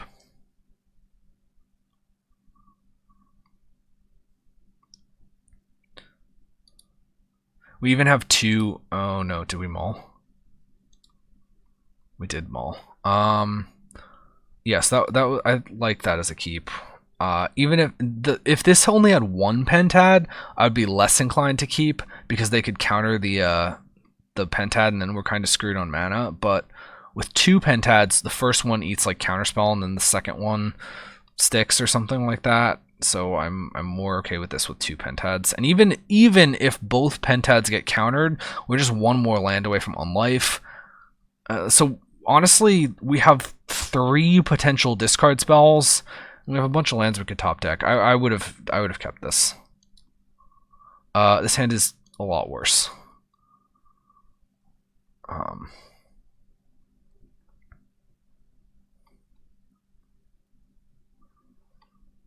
So we have. Okay, so I mean our plays are obvious. Turn 1 Serum, turn 2 Profane. They've got a Ragavan. What did we? I didn't see what we scried with the Serum. So Serum City. We know the Ragavan's going to attack and exile something.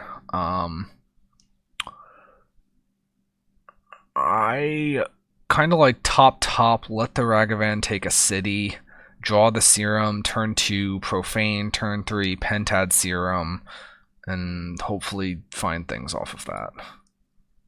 And so let's see if is that what we did? Okay, so top, good. Good, that's good. Alright, so they bauble. Profane is suspended. Do they scoured themselves? Yeah, they scoured themselves. Okay. Another reason why Serum should probably come out before I didn't see if this happened, but if you have Serum and Slight in matchups against Thought Scour, people will use Thought Scour to like fuck with your Serums. So you cut Serums before Slights. This was a thing against Phoenix when Phoenix was big a couple years back. I'm not saying it happened in this case, but it can and does happen. If they see you top stuff off Serum, they will mill you. So the scries on Serum are nearly useless against Thought Scour decks, so you cut Serums before Slights.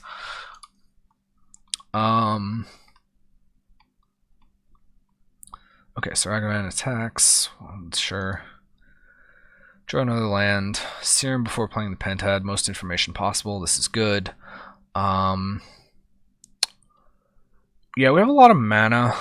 We would like to get this Unlife into play. I don't love giving them a Slight in order to do so, but I think you kind of have to. It's very likely that they have interaction. This is what I don't love about this hand. Like, it just doesn't have a lot of gas. So we're kind of running out of gas. But I think we have to top, like, hope they don't counter the Unlife, maybe. It's not good. This is not good. Yeah, this is the right play, but it's not going to work. They're definitely just holding up, like, potentially multiple pieces of permission. And giving Ragavan a cantrip in order to get access to that Unlife also feels bad. We do play the Bloom here. It's not worth holding as a bluff. We potentially will need the mana. Did they snap? No, they snap scoured themselves. Did they snap scour? Okay, they snap scoured themselves, I guess. Iteration, or unless they didn't snap scour. Whatever, it doesn't matter. Swinging with the 2 creatures, yes. They're gonna get Slight here. Because they actually topped kind of low. I mean, they do have these treasures, so like they could still easily have counterspell up. I would just jam the Unlife here and hope they don't counter it. I play a land first.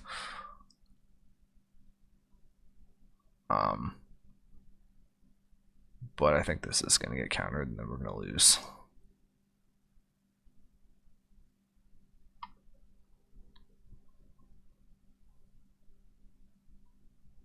I would not scoop yet there, though. I mean, you're only taking 4. Make them show you the bolt or whatever. Unless it was exiled off of one of the expressives, and I just skipped through that part. That's bad, but we wouldn't have been drawing those. The Profane was coming off suspend. So there's that. I mean, are you likely to get that? No, but take the draw step. I mean, you could Profane for an Unlife, and then like potentially have a couple turns to draw something. Maybe they don't have a second counterspell. Given the fact that they tapped so low, I think it's actually not that likely that they have a second counterspell. Unless we saw it off in Expressive again. I potentially skipped their Expressives, but there's potentially information there that I missed. Okay. Last game of the match. Yeah. So match 4, game 3. So we turn 1, Thoughtseize. Let me look at the opening hands. This is like, okay. So Veil's in, Thoughtseize can come in. We should be cutting Serums before Slights. Pact against the slow Delver deck I actually don't hate as much, just because they will have a couple pieces of permission. You do need to answer that permission. I would be more inclined to potentially cut a little bit of mana than cut the Pacts. Or even more cantrips, maybe. And again, cut Serum before Slide against Thought Scour.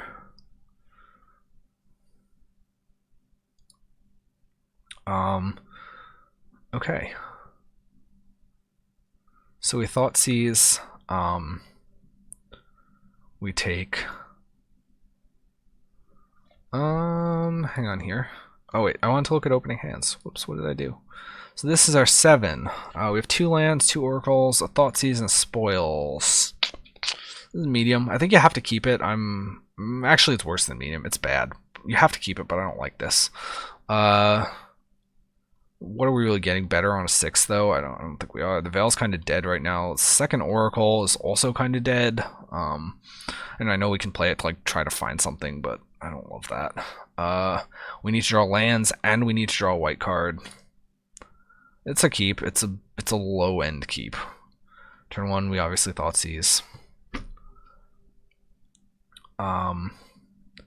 We're mana light this game. We're not beating this fluster. I think we have to take the fluster.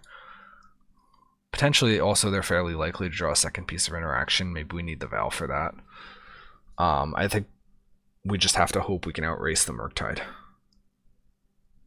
Could also actually maybe make a case for taking. No, you can't take Serum. No, I don't like that. I'd take the fluster.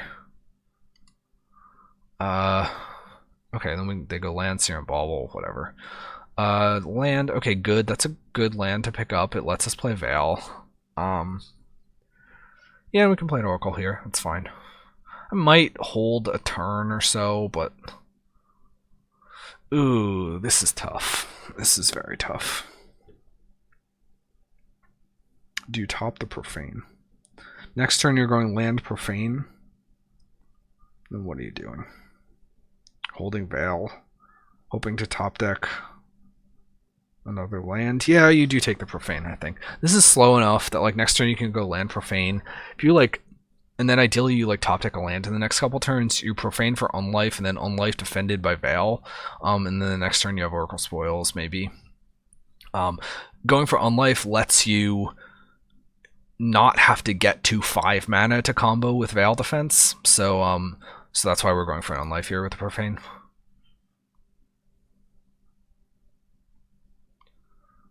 I didn't see if we did, but hopefully we kept the Profane. So they bolt the Oracle, that's A-okay. I'd rather the bolt go on the Oracle than my face. Good, we did keep the Profane. We play that, we suspend Profane, this is easy. They drew a second land, notably. We drew another Profane, that's fine. Dragon Rage doesn't matter. Second Profane's actually pretty decent. Ragavan, sure. They're dashing Ragavan, that's fine too. We know they have this fluster still. Notably, they wouldn't even be able to play the Murktide yet, and they still have this fluster in hand. Well, now they'd be able to, they're 5, but like, this would be the turn Murktide would be coming down, and we have the Profane coming off, right? So, Profane's coming off. Now we get like an Unlife. We should get Unlife. We should get Unlife. No. I don't like that at all. I mean, oh, we drew the Unlife. Okay, so I shouldn't fault Pentad that much. Pentad's actually not the worst, because if we play the Pentad next turn, we can get a Grace, and then we have Spoils, Oracle, Grace defended by Veil because we have 5 mana. It does open us up to artifact removal, but here we just jam the Unlife. They don't have a fluster. Could even wait a turn, jam the Unlife when we have the yeah, even if they like played a Murktide that have 8 and they have a bolt in hand, so we wouldn't be dead this turn. We could wait a turn, land, Unlife, defend by Veil. They don't have a fluster, so we'd beat like the counterspell that they're representing. And then the next turn we would be able to win. We'd be hit negative, but we would win. Or we could just Unlife here, and then next turn, if they countered it, get another Unlife and jam it again. Maybe draw a land along the way to defend with Veil. I think Pentad's not Oh, now we're playing the Unlife, though. So we kind of have the worst of both worlds going on here. And, well, no we don't. No we don't. No we don't. It's just like if we drew a Pentad. It's kind of the same spot.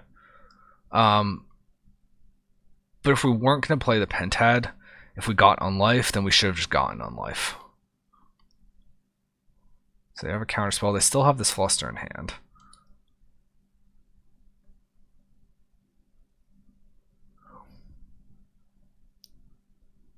Exile, Grace, whatever, that's fine. Here we get... do we still get Unlife? I think we do. Although, no, maybe we get Grace and then we play Pentad here. Yeah, we get Grace and play Pentad here. I hope we don't die. We do not go for it because we know they have Fluster. Also, the Dark Slip comes into play untapped. This is good.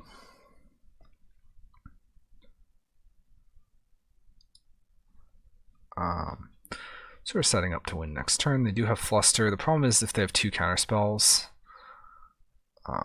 then we're beat. Oh no, they just have 5 damage. We knew they had the Ragavan though. We knew they had the Ragavan, so if we knew they had the Ragavan, we had to get Unlife there. We couldn't have played the Pentad or gotten the Grace. I'm just going kind of fast through this, but something wrong happened here.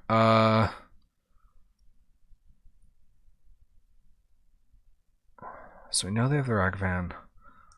They bolted. We knew they had the second bolt. Representing counterspell. If Fluster is out of their hand, they would have played Murktide at some point, but if they played Murktide, they maybe weren't able to hold up counterspell and stash Ragavan.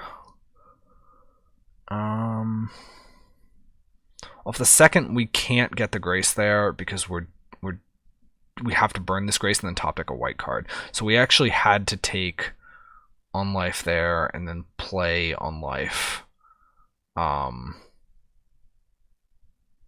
then hope we top deck the land in the next 2 turns to play Val. So the second one was a mistake. The first one was also a mistake because this Pentad is not as good as another interaction piece. Not another interaction piece, a white card, sorry. Okay, so that's the match. I'm assuming we didn't top deck a white card. Match number 5, we have a decent opening hand. We can Serum for a land, play 2 Pentads. We do need to find a black card. We do have 2 Pacts. We have a Grace. Begrudge and keep. I think it's on the lower end of keep, but we'll keep it. Shelldock. Could be Mill. Could be my sort of list. I skipped past the title card, so I'm not sure.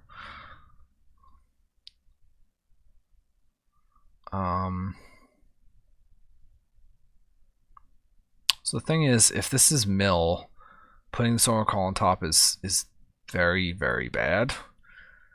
Or, yeah. So I think I like bottom City, bottom Oracle. But hang on, we should have put those in the opposite order, because we should have put Oracle all the way on the bottom, because if we get into a spot where like 3 of our Oracles are milled, we know we can spoils 4 Oracle and just get to our last card and then win that way. And we could still do that against Mill, but Mill does play removal, so maybe they have like a Fatal Push for the Oracle if we have that 1 card of the City left in our deck. That is assuming we scry nothing more to the bottom of our deck over the course of the entire game, but it's still right to put them in the other order there. Again, not all of these things will necessarily be relevant, but we want to pick up all the little edges we can.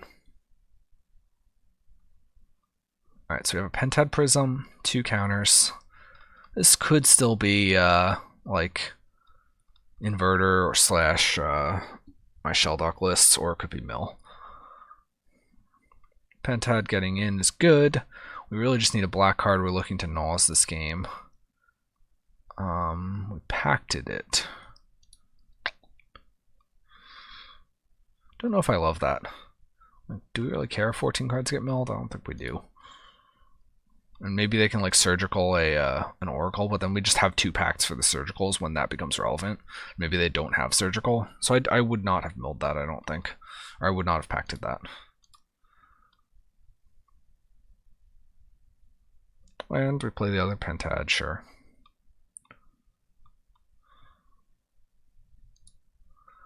They play a crab, mill some stuff. We play an unlife. This is all standard stuff. What did we pact? We pacted Tasha's Hideous whatever. That is, well, no, I still don't know if that's worth pacting. Because again, it doesn't really matter. We know we have an Oracle on the bottom of our library, right? So like, our black cards are just as likely to be that far down as they are to be where we are currently at in our library, so pacting this doesn't really do anything. And really all we need is a black card to get to that Oracle on the bottom. Now we don't have defense against the surgical.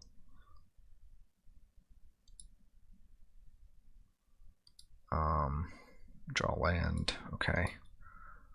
Mission briefing. Okay, we drew a spoils. I don't know what's gone, but if so we have an Oracle in the graveyard. Depending on if our other Oracles are gone, we can spoils for Oracle. This Grace is actually pretty relevant because we need to think about, I mean, what we should have done is we should have put the Oracle all the way on the bottom. In this case, again, mill game 1 has removal. We're actually, what we're looking to happen is for them to mill our other Oracles and then spoils for the last Oracle. Or we just want to draw like another black card or an Oracle or something and then win, but still. They also have like Drown Lock and stuff, so maybe they have counter magic. I think I would actually not go for this here. Well, I haven't spent enough time analyzing what they could have, how often they played cards, what they held up. It's possible that we have the read that they don't have counter magic. If we do have the read that they don't have counter magic, then it's fine to go for it here, but I didn't really analyze that. Just in the interest of time, this video is becoming really, really long. However, it looks like we are spoilsing, so let's see what happens. Nope. I kind of like just waiting though, because we know we can always grab an Oracle.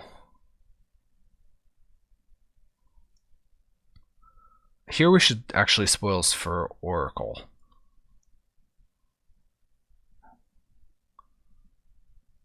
And I wouldn't play the Oracle first. I would spoils for Oracle and then play 2 Oracles. Because this plays around like removal and or permission. Here, if they counter the spoils, then we waste our Oracle. And that's bad because then we have nothing and they can just mill us out. Whereas if we lead with spoils, then we can spoils for the second Oracle, or the bottom Oracle. We get the Oracle, and then we can play Oracle and beat permission or removal. We can even wait a turn, Grace, and then beat removal by playing, and then beat permission by playing 2 Oracles. So I don't like this sequencing.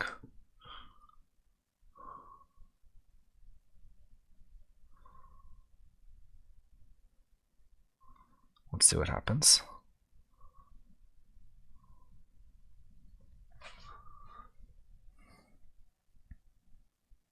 Visions of Beyond, okay. They're fishing for permission.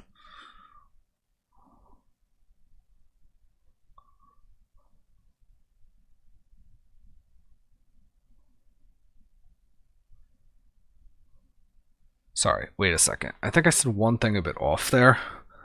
We shouldn't spoils for Oracle after the Oracle has resolved. If the Oracle resolves and we're doing it this way, we should spoils for something not in our deck. So we beat removal. However, we should have spoils for the Oracle first. I think that's the only Oracle left. If there's 2 Oracles left, it becomes a little bit trickier. I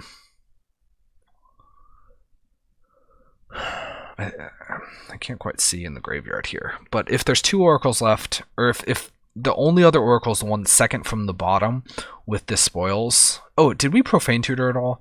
If we Profane Tutor at all and things have been shuffled, then that's entirely irrelevant. I don't know if we did. I don't think we did. Maybe I missed it. Any case, what I was saying applies if we didn't Profane Tutor. If we did Profane Tutor, let me go back and look. Did we Profane Tutor after bottoming? Briefing, draw spoils. No, we didn't. Okay, so, alright, so what I was saying does apply. We have an Oracle second from the bottom. Unless we play a second Serum. Do we play a second Serum? Now I need to go back and check again. It's this match. Okay, 1 Serum. No, we didn't. So we have an Oracle second from the bottom. And let me check this whether we milled 2 Oracles or 1. 1 Oracle milled. Second Oracle gone. Okay, so 2 Oracles are down, 2 Oracles left in the deck. Spoils for an Oracle. End up with it here. I know we won this game, but because we know it's second from the bottom, we should spoils for Oracle first. Oracle. If they counter the spoils, then or if they counter the spoils, then we're just sitting there with Oracle in hand, Grace in hand, and if they mill us out, we can just Grace on upkeep, play the Oracle, or we can just take draw steps until we get to the second Oracle.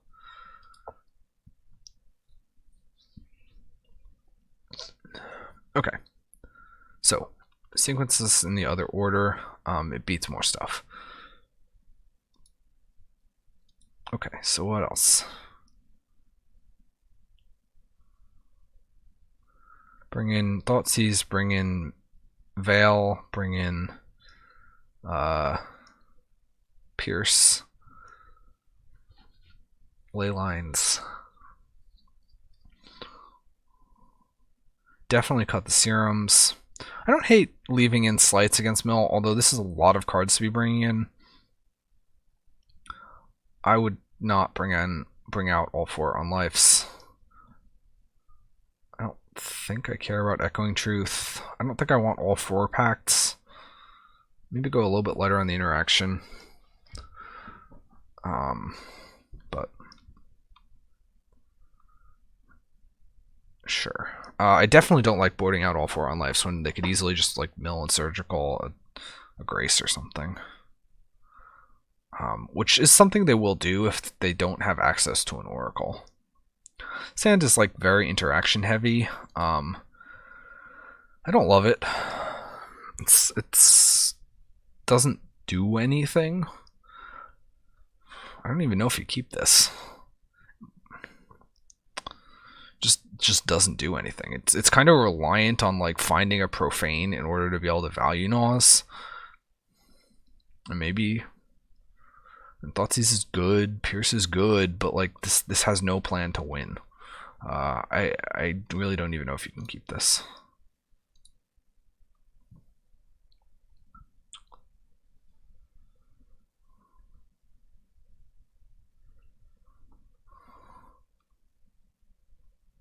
I think I would. Oh, we're holding up Pierce. That's fine. Yeah, we can wait on the Thoughtseize in order to like fight their counter magic and then use the Pierce if we want to like pierce a mill spell. Although honestly, I'm not even inclined to do that. I'd rather just save these for their interaction potentially. Okay, so we pierced that. We Thoughtseize this. Take Crypt Incursion. That's not relevant. We should take Visions here. Crypt Incursion is going to exile our Oracles, but the Oracles in the graveyard don't matter. This shouldn't even be in their deck. It's good. We took visions. All right.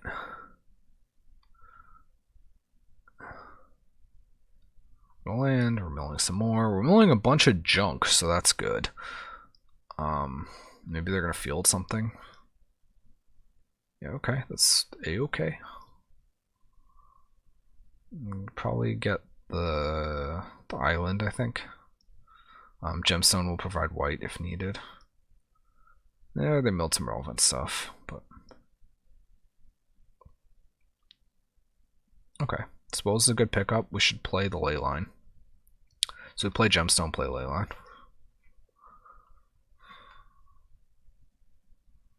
I don't like this. We have the mana we need, so we might as well get this into play and then stop whatever they're doing. I mean, it shuts off like half their deck, so I would definitely play this.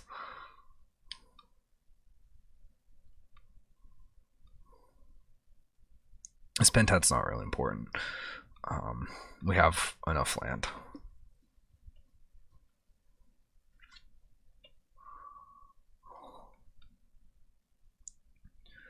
So we have a spoils. We lost 2 spoils. They're gonna mission briefing. What are they targeting? Oh, this thing. Yeah. All right. So let's skip ahead. Okay, I want to skip ahead a little bit, but anyway, we've got mission briefing. They're gonna mill more with it. Oh, they got Visions Beyond. Never mind. I mean, that's good for them, but milled Archive Trap too. So what else do we get? We picked up an Oracle. Why did we lose our spoils? Did we spoils for Oracle? We spoils for Oracle. I don't love that. We don't have a Grace yet. We haven't seen any milled. I mean, could they have like Surgical? Yes. But this, I mean, it gets one into our hand, but then we still need a Grace. I don't like this. I would have kept the spoils in our hand. At that point, we can't really play around. This doesn't really play around Surgical and Oracle, because now if they just hit a Surgical and Oracle, then like they hit another Oracle and then they Surgical it, we lose. And we've gotten rid of a chunk of non-Oracle cards, so we've actually increased the likelihood of them milling an Oracle by doing this. That said, we drew Ad Nauseam, which is really good, because we have 5 mana, so we could play it.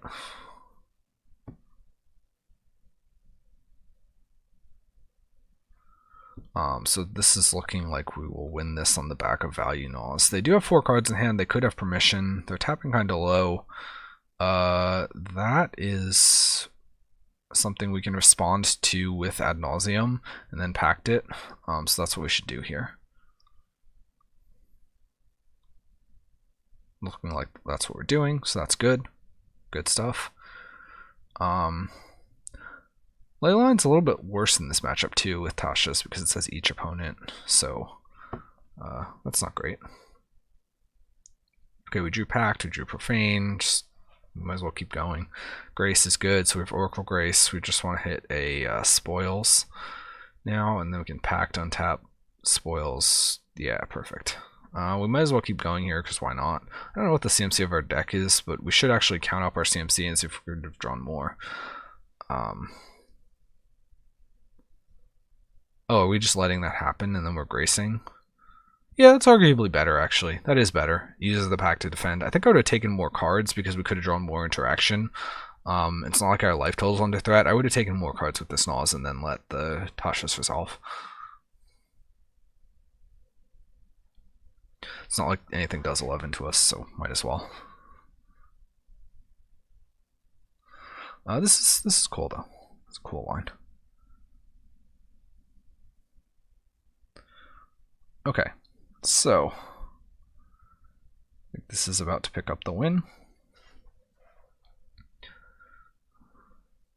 Oh, they tried to respond to split second. Can't do that, opponent.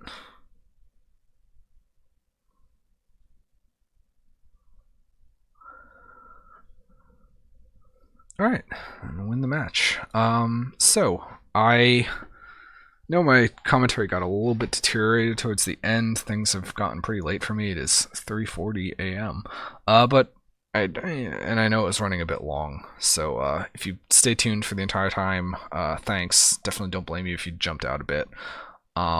Hopefully I had some interesting analysis or insight. Thank you again to revenantkioku for offering this league as something that I could do a bit of commentary on, and a bit of analysis of, and hopefully it was interesting. If this was interesting, let me know and I'll try to do this thing again. Also, open offer to anyone else who is playing Ad Nauseam, recording Ad Nauseam leagues. If you want analysis or commentary on your matches and you enjoyed this, just send me a league by video and I'll be happy to go through it. Assuming I don't start to suddenly get a million of these to do, but you know, here and there, definitely don't mind doing so. Interesting to get some other perspectives, and yeah, there's a bunch of little decision points, and I like talking about the little Knowles decision points. All right, well, have a good night, everyone. I'm going to sleep a lot, and then until next time. All right, take care, everyone.